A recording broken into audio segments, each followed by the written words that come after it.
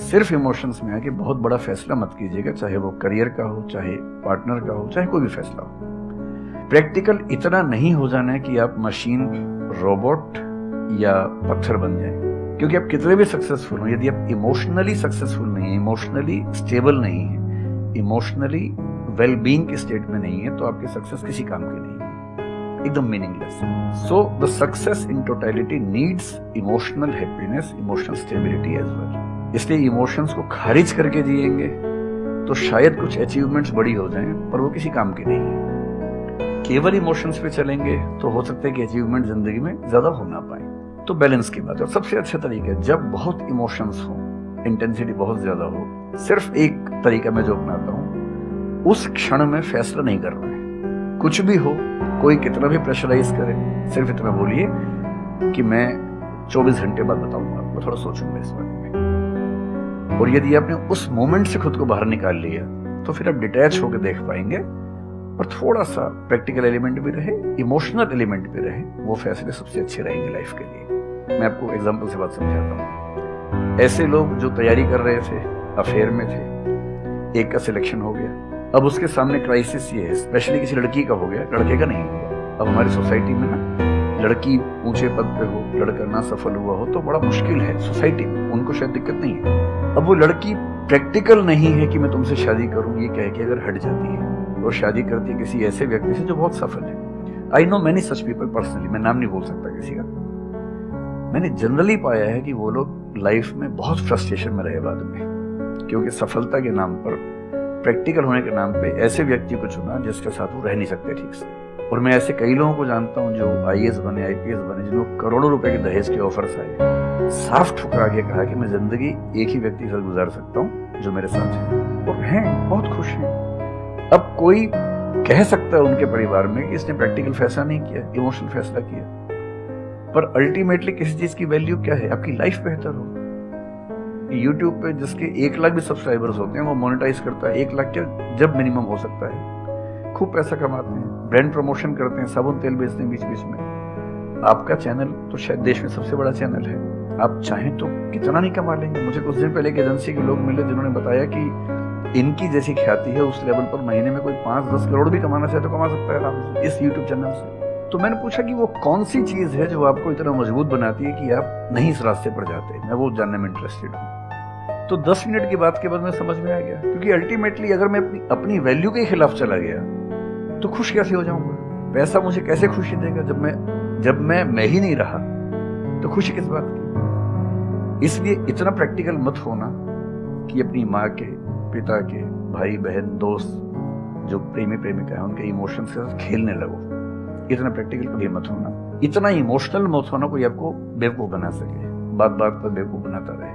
और बैलेंस, जिंदगी जो है ना वो मध्य मार्ग में है, जिंदगी एक्सट्रीम पे नहीं है, मध्य में है।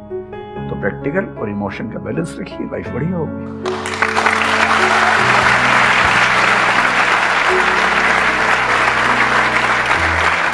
आपने सर इतने अच्छे से एक्सप्लेन किया, मेरे पास में कुछ है ही नहीं बोलने के लिए। यूजुअली मेरे पास में कुछ होता है ऐड करने के लिए, लेकिन आपने पूरा ही उसका ऐसा निचोड़ निकाल दिया। आपने YouTube पे इतना बोला कि सच में नहीं बचाऊंगा आपके पास। 6-7 साल पहले की बात है, मेरी एक स्टूडेंट थी जो सुसाइडल टेंडेंसी की शिकार थी उस समय। उसके घर में कुछ ऐसी ट्रेजेडी, उसकी मदर की डेथ हुई थी, और एक ऐसी ट्रेजेडी जो बहुत ही रेयर किस्म की ट्रेजेडी है, जो शेयर करना ठीक नहीं है यहाँ। तो वो मेरे पास आई और मुझे लगा कि अब मैं पहली बार किसी ऐसे व्यक्ति से बात करूं जो डिप्रेशन में है और सुसाइड कर सकता है अगले 1-2 दिन के अंदर अंदर। अब मैं परेशान था कि मैं कैसे मैनेज करूं, और मुझे मोटिवेशन की ऐसी जानकारी उस समय तो बिल्कुल नहीं थी, बाद में थोड़ा बहुत पढ़ा। तो मैंने उससे कहा कि अच्छा तुम घर जाओ, मैं कुछ देखता हूँ। फिर मैं घर गया, नेट पे सर्च करना शुरू किया। करते करते मुझे आपका एक वीडियो मिल गया, अनस्टॉपेबल, शायद कुछ आपने एक वो बनाया था उस समय। तो मैंने वो थोड़ा सा देखा 10 मिनट का। मुझे लगा कि ये जो है ना, ये इंजेक्शन है किसी मतलब डिप्रेस्ड व्यक्ति को तुरंत मोटिवेट करने के लिए। तो मुझे ध्यान है कि मैंने उसको वीडियो का लिंक भेजा। मैंने कहा देखो, जिंदगी अपने रास्ते पे चलेगी, ठीक हो जाएगी। जब जब मूड ऐसा हो, बहुत डिप्रेसिंग हो, सुसाइडल मन करे, उस समय वीडियो देखना ध्यान से, और कम से कम उस बुरे फेज से बाहर निकल जाओ। और फिर मैंने वो वीडियो अपने फैमिली में भी 2-3 बच्चों को भेजा, जो बच्चे उस क्राइसिस में होते थे।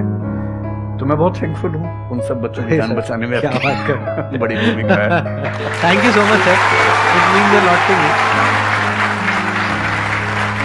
तो आपने बहुत बड़ी बात कह दी सर, मेरे लिए बहुत बड़ी बात है। नहीं, कई बच्चों की जान बचाई होगी आपने जरूर। जो वो एक मोमेंट होता है, उस मोमेंट में कोई बचा ले तो लोग बच जाते हैं, वो मोमेंट क्रॉस हो जाए तो फिर चीजें बिगड़ जाती है। हेलो सर, नमस्ते। नमस्ते सर, बोथ ऑफ यू, मैं हमेशा से आप दोनों की बहुत फैन रही हूँ। मुझे बस ऐसा लग रहा है कि मैं सपना देख रही हूँ, मेरे लिए रियलिटी नहीं है। मुझे बस आपसे ये जानना, मैं हर मतलब एवरी डे 8 से 10 आवर में पढ़ाई करती हूँ, बट मुझे कभी कभी बहुत डिमोटिवेशन आ जाता है कि होगा नहीं होगा, क्या होगा पता नहीं। देखिए, डिमोटिवेशन अगर आपको दिन भर में 1 घंटे आता है? नहीं सर, ऑलमोस्ट टाइम पढ़ाई करने के बाद 2-3-4 दिन के बाद ही होता है। हाँ, कंटिन्यूअसली अगर महीने में 4-5 बार आता है और एक दिन के लिए आता है तो इसका मतलब आप एकदम ठीक है। अगर कोई व्यक्ति आपको ये कहे कि मुझे डिमोटिवेशन कभी नहीं होता, तो उसको इलाज की जरूरत है। आपको जरूरत नहीं, क्योंकि जब आप अपने से बेहतर व्यक्ति को देखेंगे आपको थोड़ा सा इंफीरियरिटी कॉम्प्लेक्स आएगा, डिमोटिवेशन आएगा। जब आप अपने से कमजोर को देखेंगे आपको सुपीरियरिटी कॉम्प्लेक्स आएगा, थोड़ा सा मोटिवेशन ज्यादा हो जाएगा। जिस दिन टारगेट पूरा हो जाएगा मोटिवेशन आ जाएगा, जिस दिन टारगेट पूरा नहीं होगा डिमोटिवेशन आएगा। जिस दिन टेस्ट में आपके मार्क्स अच्छे आएंगे आप मोटिवेशन के साथ लौटेंगे, जिस दिन खराब आएंगे डिमोटिवेशन होगा। लेकिन ध्यान रखिए, जिस दिन आप मोटिवेटेड हैं उस दिन आप वजह बन गए कईयों के डिमोटिवेशन की। लगातार मोटिवेटेड होना एक मेंटल इलनेस की निशानी है और लगातार डिमोटिवेटेड होना डिप्रेशन की निशानी है। इन दोनों से बचना है। तो डिमोटिवेशन की बहुत हाइप है, इतनी हाइप की जरूरत नहीं है। थोड़ा बहुत हो, एंजॉय कीजिए उसको, और जब जब लगे कि जिंदगी बहुत खराब चल रही है तो मैं जो करता हूँ, अजीब सा लगेगा आपको, मैं कभी कभी शमशान घाट चला जाता हूँ। सच कह रहा हूँ, ये सुनी आपने वीडियोस में भी कहा है। सच में चला जाता हूँ, या ट्रॉमा सेंटर चला जाता हूँ देखने के लिए।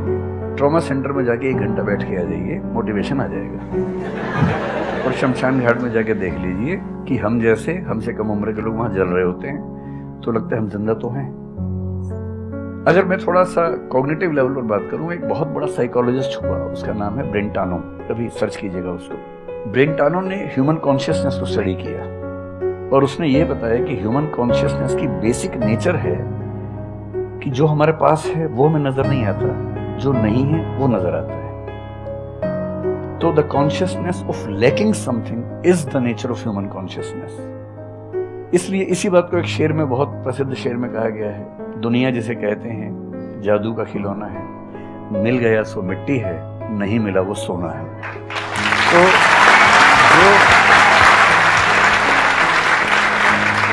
तो जो आपको नहीं मिलेगा ना, हमेशा बड़ा होकर दिखेगा, जो मिलेगा छोटा हो जाएगा। तो ईमानदारी इसमें है कि जब जब डिमोटिवेशन और डिप्रेशन में कागज लेके बैठ जाइए और एक तरफ लिखिए मेरी जिंदगी में ऐसा क्या क्या है जो दूसरों के पास नहीं है, पेज भर जाएगा पूरा। तो जो है उस पर ध्यान दीजिए और एंजॉय कीजिए। मेरा क्वेश्चन है कि आजकल बहुत लोग बोलते हैं कि एजुकेशन सिस्टम हमारा पुराना हो गया है और बहुत लोग बोलते हैं कि इसे चेंज करना चाहिए और ये सारी चीजें बहुत पुरानी हो रही है जो हम अभी करंटली पढ़ रहे हैं। तो इस पे आपका ओपिनियन क्या है? एजुकेशन सिस्टम में तो बहुत मेजर चेंजेस की जरूरत है और ये बात भारत सरकार ने एक्सेप्ट भी की है, नई पॉलिसी भी लेके आए हैं।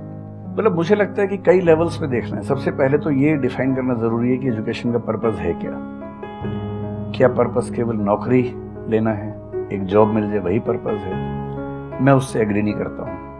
मेरी राय में एजुकेशन का बेसिक पर्पस है कि एक होमो सेपियंस, एक इंसान बन जाए, सोचना आ जाए उसको, समझना आ जाए।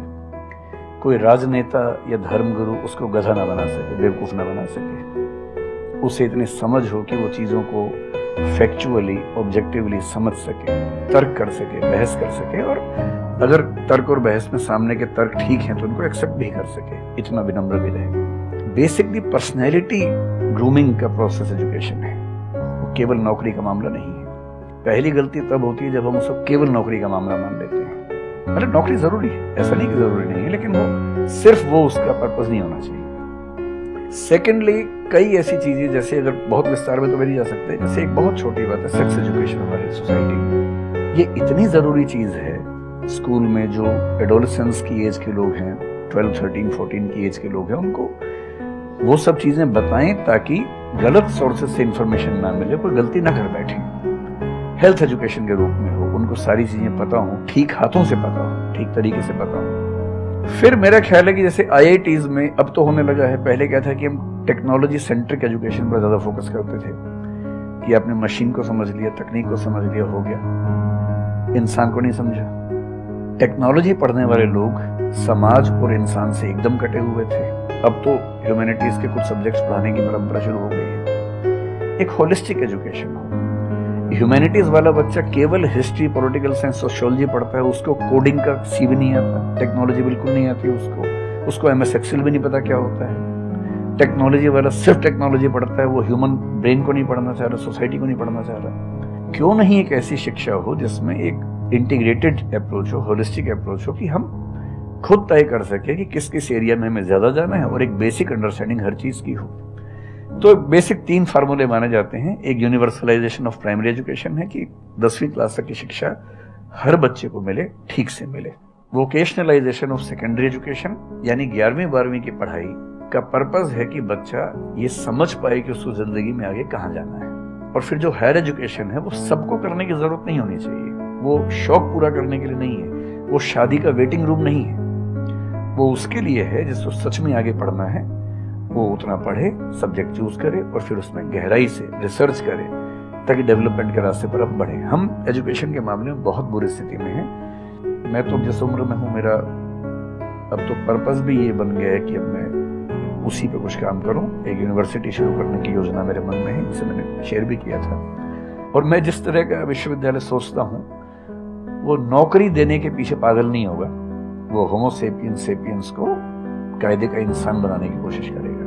नौकरी तो उसका एक पार्ट है। मतलब आप जितने भी सफल लोगों को देखेंगे जनरली, जैसे मैंने इन्हीं से पूछा, ये जिस फील्ड में सफल है, इनका जो करियर है, अगर मैं इसको छोड़ भी दूं तो अदरवाइज जो इनका करियर है वो उस विषय से जुड़ा हुआ नहीं है जो इन्होंने पढ़ा है ग्रेजुएशन में। मेरा भी नहीं है, आमतौर पर किसी का भी नहीं है। 90% लोगों को मैं देखता हूँ जो सक्सेसफुल है, उनके ग्रेजुएशन के सब्जेक्ट में और लाइफ की फील्ड में कोई लिंक नहीं है। तो बेसिक पर्पस क्या है? वो स्मार्टनेस बाहर आ जाए, ग्रूमिंग हो जाए, इंटेलिजेंस है, इमोशनल इंटेलिजेंस है, वो सब जो टूल्स हैं वो उस बच्चे को सीखने को मिल जाए ताकि फिर वो जिंदगी को फेस कर सके, इनोवेट कर सके, नए रास्ते निकाल सके। 1000 रास्ते दुनिया में होते हैं। तो सच बात है कि काफी चेंजेस की जरूरत है और आप और हम मिलकर करेंगे चेंजेस। एजुकेशन वाइज अगर देखा जाए तो मैंने बहुत ज्यादा कुछ नहीं किया है अपनी लाइफ में, बट मेरे स्टैंड पॉइंट से अगर आप देखोगे कि एजुकेशन क्या है, तो एजुकेशन का सबसे बड़ा गोल ये है कि एक इंसान का दिमाग खुले,